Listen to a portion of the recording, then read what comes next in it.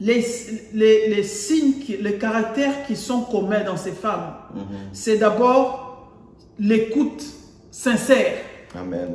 C'est des femmes qui ont su écouter Dieu sincèrement. Quand Marie a vu l'ange et qu'elle a entendu ce qui venait de la part de Dieu, elle a écouté. Le monde aujourd'hui nous distrait tellement. Il y a beaucoup de bruit autour de nous que la maman a même perdu son onction de maman, de femme. Marie a posé, elle était très jeune. Toutes ces femmes dont nous parlons dans la Bible, là, elles n'avaient pas l'âge de 50, 40. C'était des petites filles. Mais elles ont pris le temps de poser et d'écouter. Anne, quand elle pleurait et que le prophète a commencé à dire, toi pourquoi tu es saoule dans la maison de Dieu, tout ça. Non, non, non, non. Si elle était la femme du 21e siècle là, elle aurait mal répondu au prophète parce qu'elle était dépassée, parce que Dieu n'exauçait toujours pas ses prières. Quand vous lisez ce passage, avant que je passe la parole à maman, vous voyez que ça, c'était une femme de prière. D'abord, la passion qui était en elle, la passion de recevoir les meilleures choses de Dieu. Elle a demandé un enfant pour glorifier Dieu avec cet enfant, pas par des motifs égoïstes. Elle a dit que si tu me donnes cet enfant, je vais te glorifier. Il a rendu l'enfant à Dieu. Donc c'était une femme, une passion, ayant la passion des choses meilleures de notre Dieu. Et dans ce temps-là, l'enfant, c'est comme la Bible nous dit dans les psaumes que c'est un héritage de l'Éternel. Le fruit des entrailles est une récompense de l'Éternel. Donc c'était quelque chose de meilleur que Dieu donnait, mais pour sa gloire à lui. Persévère toujours. Tu peux croiser des difficultés dans la vie chrétienne. Mais tiens bon mon frère, il est le Dieu d'Israël. Alléluia.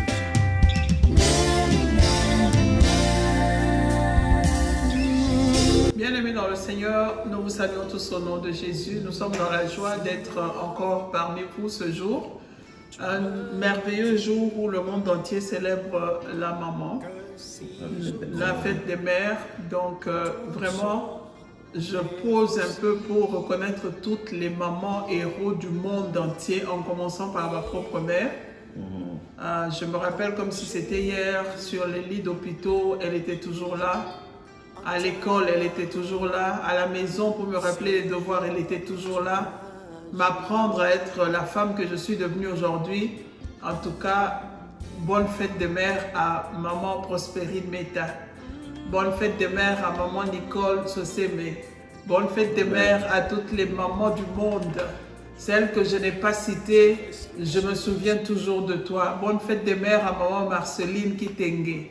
Bonne fête de mère à maman Mikiti. Bonne fête de mère à toutes les mamans, les précieuses mamans du monde, les héros qui ont élevé des enfants malgré les difficultés, malgré les blocages de Satan, mais les conseils de ces mamans ont fait de nous ce que nous sommes. L'endurance de ces mamans ont fait de nous ce que nous sommes. La joie que ces mamans nous ont procurée, même quand les situations étaient difficiles, la maman trouvait toujours un sourire sur son visage pour vous redonner un réconfort, pour remonter le moral, pour te dire ne t'en fais pas, demain ira. Elle a gardé la foi depuis le début de la grossesse jusqu'à la fin. Elle a donné naissance par la foi. Elle a élevé l'enfant par la foi. En tout cas, les mamans, tapez-vous sur les épaules et dites good job à toutes les mamans du monde, toutes les héros. Moi, je les appelle les héros. On parle de Superman, Superman à travers le monde, mais il y a vraiment des superwomen. Ce sont les mamans. Elles ne dorment pas. Elles dorment tard, elles se réveillent tôt, elles tiennent les maisons, elles travaillent, elles portent chaque enfant dans le cœur. Vraiment, que Dieu vous donne la paix, que Dieu vous donne la joie, que Dieu vous récompense, que Dieu vous bénisse, que Dieu vous comble, les mamans du monde. Toutes les mamans que je connais, toutes celles avec lesquelles on travaille, celles qui sont dans notre entourage, dans notre église. Je me rappelle aussi de maman Virginie Lusamba, maman Patricia Muzingu, toutes les mamans de Dallas, toutes les meilleures mamans du monde. Toutes les mamans de la colonne et l'appui de la vérité à Dallas, à Ouagadougou, à Abidjan. Abidjan. Happy Mother's Day. Que Dieu vous bénisse, que Dieu vous comble. Toutes mes belles sœurs, Happy Mother's Day. Que Dieu vous bénisse. Amen. Nous allons, sans plus tarder, commencer notre émission de ce jour, en ce jour de la fête des mères. Et il n'y a rien de plus beau que d'avoir une bonne mère. Il n'y a rien de plus réconfortant, de plus rassurant que de compter sur l'amour d'une mère. Amen. Tu es stable. Rien ne te bouge. Parce qu'il y a une femme très forte qui, quand tu tombes, avant même que tu tombes, elle met la main. C'est exactement ce que notre Dieu fait pour nous, que les mamans font pour les enfants. Avant que l'enfant ne tombe, elle intervient. Elle sait quand l'enfant... Parce que le bébé ne te dit pas quand il a faim, mais la maman sent quand l'enfant a faim. La maman sent quand l'enfant est triste. Même quand elle n'est pas là où l'enfant est, elle sent de loin ce que l'enfant sent. Amen. Amen. En tout cas, que Dieu vous bénisse. Je vais passer la parole au pasteur. Quand j'ai cru en ta parole, les oppositions se sont multipliées. Que Dieu vous bénisse à mon tour. Happy Mother's Day. Amen. D'une très très bonne fête de mère à toutes les mamans. Dans ma famille, il y en a beaucoup. Dans ma belle famille. Dans notre église, l'église La Colonne et l'Appui de la Vérité. Happy Mother's Day à toutes les mamans. Nous posons aujourd'hui pour honorer celle qui, à mon avis, après Jésus-Christ, c'est le meilleur don de Dieu pour les hommes. Une maman, c'est la fierté d'une nation. Une mère, c'est une fierté d'une nation parce que elle éduque les hommes. Elle éduque, elle élève, elle éduque des enfants qui deviennent des hommes. Amen. Que Dieu vous bénisse et que la paix de Jésus soit toujours dans vos maisons. Une journée vraiment spéciale et ça vaut le coup. Et nous avons par exemple Paul qui le dit dans la parole de Dieu, 1 Timothée 2,15. La femme séduite par le serpent s'est rendue coupable de transgression.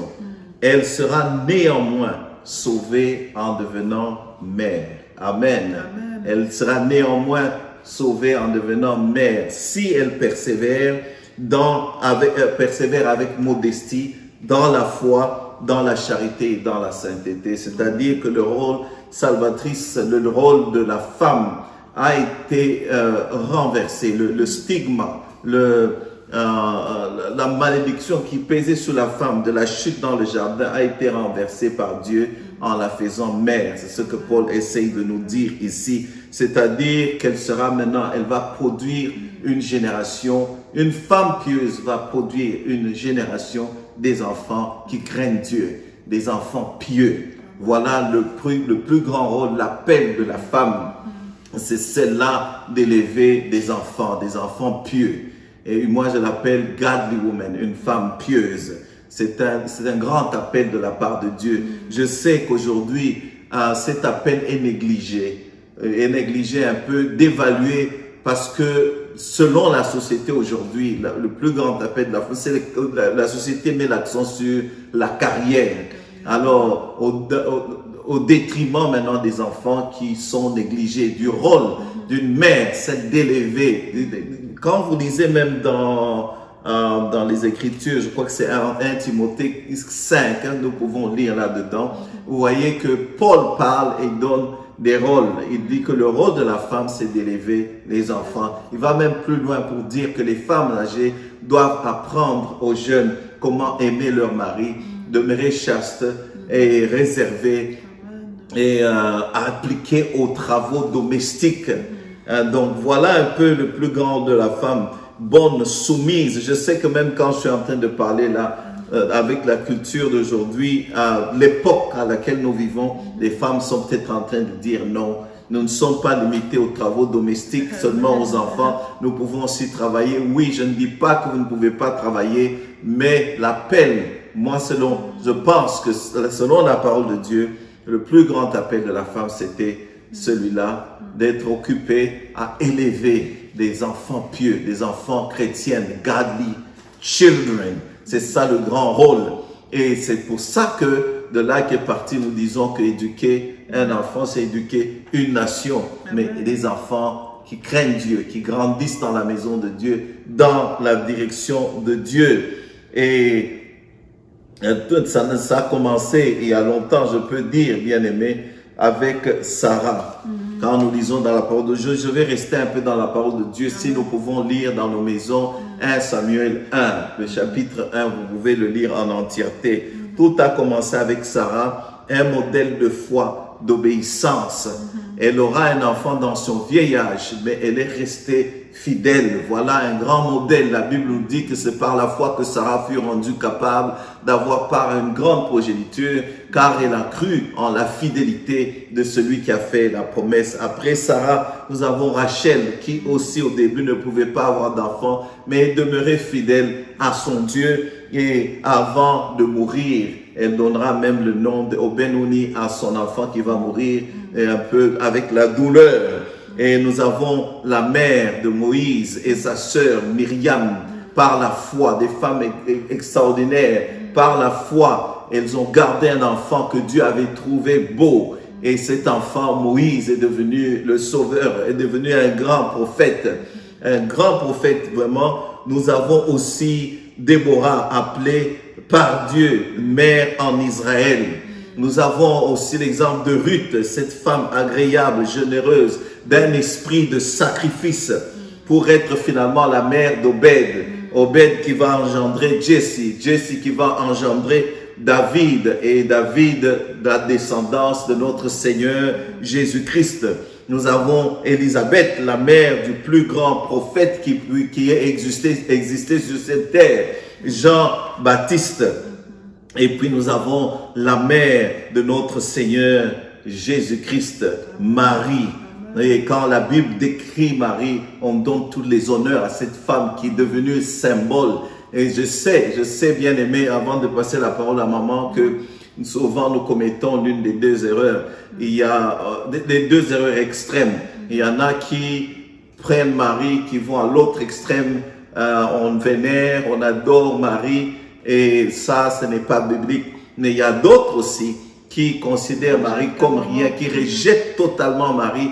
Je pense que c'est une erreur. Dans la parole de Dieu, Marie devient symbole, vraiment, elle symbolise cette femme-là qui a gardé la foi si jeune et qui repassait tout ce que on lui avait annoncé dans son cœur, qui est demeuré, qui est resté ferme et qui a produit, qui a élevé le Seigneur des Seigneurs. Donc, nous avons ces exemples dans la Bible. Évidemment, le passage que je viens de vous donner à lire, nous avons Anne, Anne qui deviendra aussi la mère d'un des plus grands prophètes, Samuel. D'ailleurs, son nom, Anne, qui signifie grâce. Amen. Oui, maman. Amen, amen. En tout cas, les peu que papa vient de dire, j'étais en train de réfléchir là-dessus. Au fait, quand papa a énuméré toutes ces femmes de la Bible, je me rends compte qu'au fait, la femme, c'est une grâce que Dieu a accordée à l'homme et au monde, en fait. Parce que quand papa vient de dire que quand on élève un enfant, on a élevé une nation, qui élève l'enfant? Qui porte cet enfant dans le sein? Qui sort cet enfant dans ce monde? Qui montre à cet enfant les premiers enjeux de ce monde? C'est la maman. Amen. Le temps que l'enfant passe dans le temps qu'on appelle l'inconscient, de 1 à, je sais pas, 2 ans, 3 ans pour les plus habiles, cet enfant apprend tout de la maman. Amen. Et il voit la présence du père rassure l'enfant. La présence du père montre une autorité masculine à l'enfant. La présence du père fraye un chemin pour l'enfant, surtout pour les garçons. Mais la personne qui donne les premiers signes de la vie sur cette terre, c'est la maman. Amen. Alors, la maman, c'est une grâce au fait que Dieu a accordé. Elle partage déjà la vie de l'enfant avant même que l'enfant soit né. Amen. Amen. Elle endure avec l'enfant. C'est pour ça qu'elle sait sentir facilement ce que l'enfant sent avant que l'enfant n'ait parlé. Tu peux voir le papa qui essaie de gronder l'enfant mais la maman a déjà senti au fait ce que l'enfant veut dire, qui est dans le cœur de l'enfant. Et quand la maman intervient, les papas souvent aussi, on doit faire attention. Parce que la maman peut sentir et détecter facilement ce qui est réellement dans l'enfant, mais pas qui est visible. Amen. Alors, je reviens encore sur la femme de la Bible, comme papa vient de le lire. Les signes que j'ai regardés. Quand on a parlé de Naomi et Ruth, quand on a parlé de Sarah, quand on a parlé de Marie, la mère de Jésus, les caractéristiques qui sortent de ces trois femmes que je viens de citer là, pour ne pas parler de Anne, la mère du prophète Samuel, du grand prophète Samuel, pour ne pas parler d'Élisabeth, la mère du grand prophète Jean-Baptiste. Les signes, les caractères qui sont communs dans ces femmes, c'est d'abord l'écoute sincère. Amen. C'est des femmes qui ont su écouter Dieu sincèrement. Quand Marie a vu l'ange et qu'elle a entendu ce qui venait de la part de Dieu, elle a écouté. Le monde aujourd'hui nous distrait tellement. Il y a beaucoup de bruit autour de nous que la maman a même perdu son onction de maman, de femme. Marie a posé, elle était très jeune. Toutes ces femmes dont nous parlons dans la Bible, là, elles n'avaient pas l'âge de 50, 40. C'était des petites filles. Mais elles ont pris le temps de poser et d'écouter. Anne, quand elle pleurait et que le prophète a commencé à dire, toi, pourquoi tu es saoule dans la maison de Dieu, tout ça. Non, non, non, non. Si elle était la femme du 21e siècle là, elle aurait mal répondu au prophète parce qu'elle était dépassée. Parce que Dieu n'exauçait toujours pas ses prières. Mais la façon dont elle a su se retenir et au lieu de répondre, elle a présenté son problème. Amen. Respecter l'homme de Dieu jusqu'à la dernière minute, malgré que ce qu'il venait de sortir de sa bouche l'avait choqué. Amen. Ça, c'est des signes, c'est des caractéristiques des femmes pieuses, des femmes à un cœur pur, un cœur qui est limpide, qui est clair comme de l'eau. C'est ça la femme. Amen. Parce qu'une femme ne peut pas être une femme qui, un petit mouvement, tu es prête à réagir. Un petit, toi, tu imagines des choses et tu es sur le qui-vive. Quand quelqu'un n'a pas encore terminé sa phrase, toi, tu es déjà prête à répondre. Si Anne était comme ça, je ne pense pas qu'on aurait parlé du prophète Samuel. Amen. Marie, elle a écouté l'ange, elle a retenu ce que l'ange a dit. Des Des femmes qui savent garder des secrets. Quand elle a dit qu'il me soit fait selon ta volonté, Seigneur, le miracle s'est opéré dans le ciel, sur la terre. Dieu peut te mettre dans une situation où il attend seulement que tu répondes comme Marie. C'était une épreuve super naturelle. Dans leur temps, c'était une abomination. Mais elle a entendu la voix de Dieu, elle a écouté, elle a reconnu la puissance du Dieu vivant. Amen. Elle s'est rappelée de ce que la Bible, la parole de Dieu a toujours dit. Et elle a dit, je sais, quand elle dit qu'il me soit fait selon ta volonté là, c'est une phrase qui a couvert beaucoup de mots. Amen. Je sais que ça sera difficile, je sais, mais je te fais confiance, alors qu'il me soit fait selon ta volonté. Amen, amen. Alors maman, aujourd'hui nous nous trouvons devant des situations impossibles.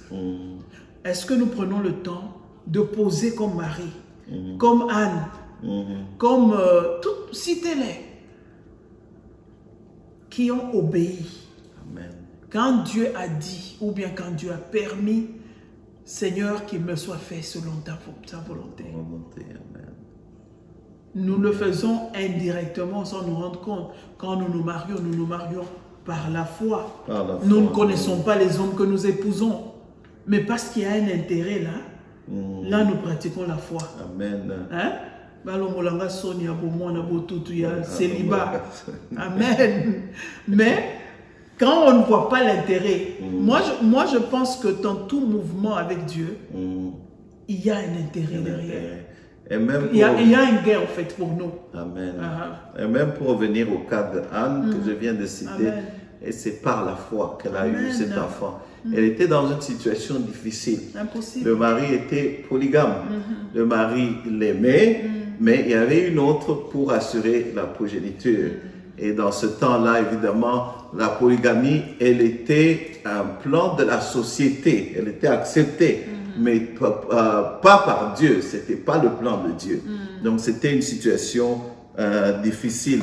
C'est la période où c'était une période de trouble en Israël. Le trouble, j'ai mentionné que Israël était dans un état, il n'y avait pas encore de roi. La politique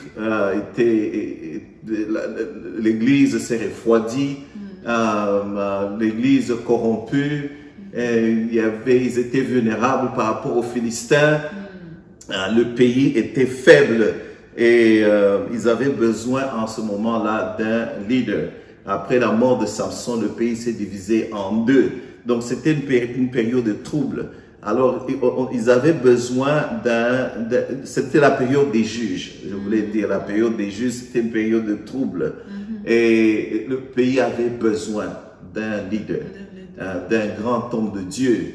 Et il fallait alors une mère. Dieu a choisi une mère pieuse pour produire un grand prophète comme Samuel. Donc pour moi, Samuel n'était pas seulement le produit de l'œuvre de Dieu, mais c'est le produit d'une femme pieuse comme Anne. Et pour revenir aux exemples que nous venons de citer, je vais essayer, et maman va élaborer là-dessus, de donner le profil. Dans ces moments, comme tu l'as relevé, nous voyons un profil des femmes pieuses. Moi, j'ai divisé ça en 3 parties. Une femme pieuse, c'est d'abord celle qui a une bonne relation avec son mari. Voilà la première étape. Deuxièmement, une femme pieuse, elle doit avoir une bonne, profonde, ferme relation avec le ciel, avec son Dieu. Et enfin, une bonne relation avec sa maison. Donc voilà un peu, en gros, je peux dire que c'est ça, une femme pieuse. Premièrement, le mari, la relation avec le mari. L'une des relations les plus importantes qui impacte, je ne sais pas comment dire en français, impacte, qui a beaucoup d'impression sur les enfants, les enfants admirent la relation. Ce n'est pas la relation entre parents et enfants. La première relation la plus importante dans la maison, c'est pour produire des enfants pieux. Et qui vient d'une femme pieuse, c'est la relation avec son mari. Les enfants regardent la première relation. Si la femme pieuse, si une femme est pieuse, elle doit avoir une bonne relation, je voulais dire, je m'excuse, avec son mari. C'est de là que les enfants apprendront l'amour. De là, apprennent à propos du péché. Ils apprennent les vertus. Ils apprennent le pardon, le support. C'est de cette relation-là. C'est la relation la plus importante dans la maison. Donc, une femme pieuse, c'est celui qui aime, qui respecte et qui a une bonne relation avec son mari. Alors, les enfants peuvent apprendre de cela. Donc, c'est très, très important, comme dans le cas de Anne, malgré qu'elle était dans une situation difficile, elle est restée fidèle à son mari. C'est par la foi, elle est restée calme. Et ce qui va m'amener à d'autres points avant que maman n'élabore aussi. C'était une femme aussi de prière. Nous allons arriver là-bas. Amen. Donc, ce que je peux, dans le cas d'Anne, je vais aussi interpeller les papas. Parce que ce qui a fortifié Anne, c'était l'amour de son mari. Amen. Si le mari avait montré un signe de rejet, un signe de... Je sais que dans le temps, elle ne pouvait pas divorcer parce que c'était ça leur culture. Amen. Mais je ne pense pas qu'elle aurait eu cette assurance-là de femme envers son mari. Ça joue aussi sur les émotions de la femme, ça joue sur tout. Souvent, quand la femme n'est pas posée, quand la femme n'est pas tranquille émotionnellement, ça affecte aussi l'accouchement.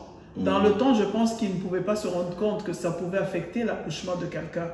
Mais les émotions comptent beaucoup sur l'accouchement la fertilité de quelqu'un. La fertilité, la santé surtout. Quand un homme passe le temps à dénigrer, à rejeter, à ne pas considérer la femme, à continuellement la blesser, à à tout le temps sortir des mots qui la rabaissent, des mots qui la rendent nulle et complètement vulnérable, ce monsieur-là est en train de créer non seulement des blessures intérieures dans la femme, mais au fait, il est en train d'enterrer cette femme-là vivante. Mais le cas du mari d'Anne, lui, la Bible nous dit très bien qu'il aimait beaucoup sa femme. Le signe de son amour pour sa femme, il donnait double portion pour l'adoration de sa femme, qu'il aimait beaucoup. Ça montrait que son cœur était dans cette femme-là. Malgré que la femme n'accouchait pas. Ça, c'est un très bel exemple que je peux donner à tous les papas du monde. Parce que souvent, quand la femme n'accouche pas, elle est signe hein?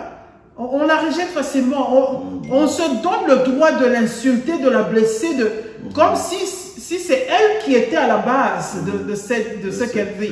Ouais. Mais souvent, on oublie que ce sont nos blessures-là qui peuvent bloquer ces émotions, qui peuvent vraiment bloquer tout l'organisme et la santé de la personne. Amen. La femme doit être en bonne santé pour arriver à concevoir. La femme doit être rassurée. Elle doit être dans une paix intérieure. Elle doit développer, comme papa a dit, une très bonne relation avec son Dieu. Si tu n'es pas en Dieu et que tu n'as pas une bonne relation avec ton mari, ça aussi, ça ne marche pas. La relation avec le mari, comme maman vient de le dire, je peux mentionner aussi d'abord une bonne relation avec le mari, c'est-à-dire, j'ai oublié le fil de mes idées là, ils partagent un amour, comme maman vient de l'écrire. Ils doivent partager l'amour. Et ils doivent partager aussi la même foi. Je vais ajouter là-dessus, une même foi. C'est-à-dire que dans la Bible nous dit que Anne et son mari, évidemment toute la famille, une fois l'an, ils allaient pour adorer Dieu. Se partager l'adoration, le même culte, une même foi. Ça, tout commence là. Pour moi, je place ça comme ceci. La première profonde relation humaine, c'est la relation avec Dieu, la foi. Et quand l'homme et la femme partagent une même église, une même foi, c'est aujourd'hui qu'on voit la femme dans l'autre église, l'homme dans l'autre église. Et pour l'église, c'est ce qui n'est pas tellement bien, mais une même foi, quand ils partagent cela, c'est ça une bonne relation. Et deuxièmement, la deuxième, c'est l'amour, comme tu viens de mentionner. On vient de nous dire dans ce passage qu'il offrait double portion. C'était une tradition juive qui montrait que là où ton cœur est, tu donnes plus. C'est pourquoi aujourd'hui, même nous les pasteurs, on est là tout le temps à dire donner, donner, donner. Là où ton cœur est. Et quand tu aimes ton Dieu, tu donnes plus. C'est même pas seulement dans cette culture-là, c'est dans les relations humaines normales. Quand tu aimes quelqu'un, tu as tendance à favoriser cette personne-là. Tu démontres. Quand tu aimes ton église, tu as tendance à tout déverser dans cette église. Il n'y a pas que le pasteur qui doit te forcer à le faire. Ça sera automatique parce que ton cœur est dans cette église-là. Quand tu aimes tes parents, tu as tendance à beaucoup plus dépenser pour eux. C'est naturel, en fait, moi, je pense. Donc, la dévotion des parents est vraiment importante pour les enfants. Et c'est quand ils sont dévoués maintenant à cette tâche spirituelle, les enfants, quand ils grandissent, ils auront difficile à se détourner. Ils ont vu ta fidélité. Ils ont vu que tu places la parole de Dieu au premier plan. Ils ont vu que semaine après semaine, vous êtes à l'église, ensemble, en train de prier. Ils ont vu que vous placez la prière dans la maison et dans la vie au premier plan, la parole de Dieu au premier plan. Ils ont vu cela et c'est ça que je qualifie au premier plan une bonne relation entre l'homme et la femme. Deuxièmement, une très bonne relation, comme tu l'as dit, avec son Dieu, avec le ciel. Quand vous lisez ce passage, avant que je passe la parole à maman, vous voyez que ça, c'était une femme de prière. D'abord, la passion qui était en elle, la passion de recevoir les meilleures choses de Dieu. Elle a demandé un enfant pour glorifier Dieu avec cet enfant, pas par des motifs égoïstes.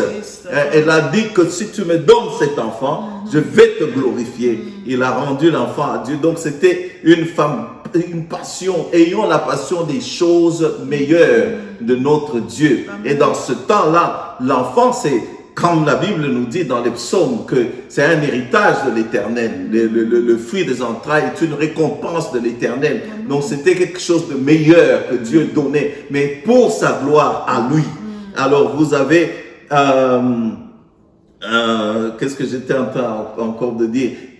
La passion, c'était une femme de prière.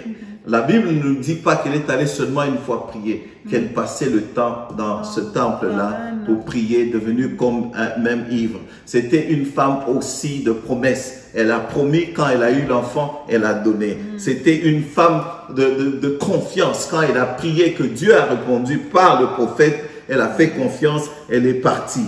Et elle avait confiance que Dieu va exaucer, comme maman venait de si bien expliquer cela une fois. Et puis finalement, c'était une femme de louange et d'adoration. Voilà un peu la relation avec Dieu, le profil d'une femme pieuse. Quand elle a eu l'enfant, elle a éclaté en action de grâce, adoration à son Dieu. Mon âme exalte l'Éternel. Vous voyez cela dans l'exemple d'Élisabeth, visitée par Marie. Le Saint-Esprit a touché l'enfant. Elle a dit, mon âme exalte. Elle s'est éclatée dans ce magnifique, magnificat qu'on appelle magnificat. Mon âme exalte l'Éternel, mon esprit se réjouit en Dieu, mon Sauveur. Et puis elle commence à énumérer ce que son Dieu est. Une femme pieuse, c'est une femme de louange, d'adoration, qui passe son temps à adorer Dieu en reconnaissance de ce que Dieu a fait d'elle. D'abord une mère et tout le bien que Dieu a fait. Mais un cœur si reconnaissant qu'il éclate en action de grâce, pas seulement quand dans nos églises où c'est les médias sociaux où il y a les écrans, mais seule même à la maison, partout où elle est, elle adore son Dieu, elle loue, elle se couche par terre. Voilà les qualités d'une femme. Oui, maman. Quand tu parlais là, je me rappelais de ma mère à moi, celle qui m'a mise au monde. Même quand j'étais très malade, même quand rien n'allait, je savais qu'à 5 heures du matin, il y a un réveil qui va sonner dans la maison. Amen. Tu entendais le réveil et elle se lève pour prier. C'était elle qui lavait l'église en premier. C'était elle qui réveillait les gens pour prier chaque fois. Alors, j'étais déjà grande ici aux États-Unis. Un bon jour, j'appelle aux heures où là-bas, il était 5 heures du matin. Avant 5 heures.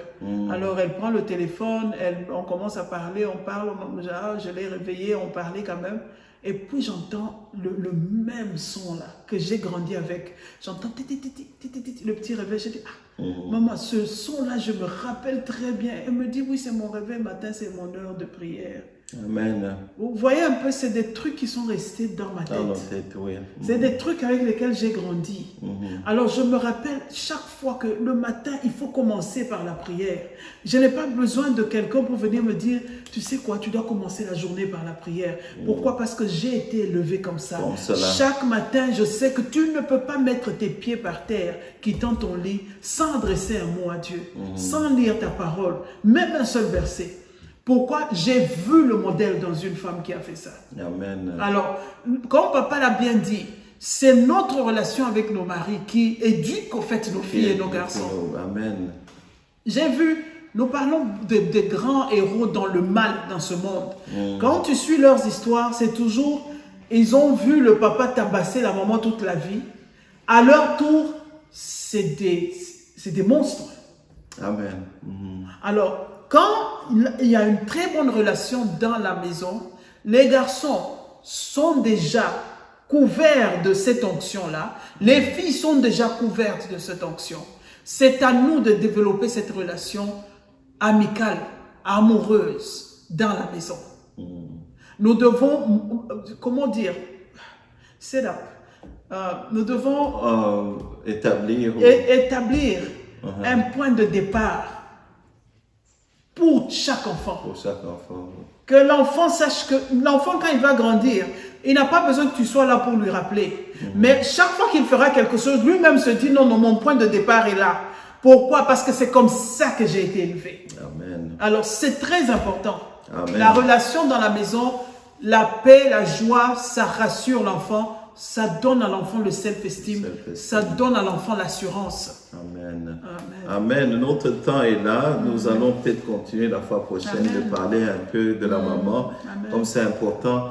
Et en tout cas, soyons des bons parents avec une bonne relation pour aider ces enfants quand ils grandissent. Ma mère à moi, nos mères, elles étaient des épouses modèles.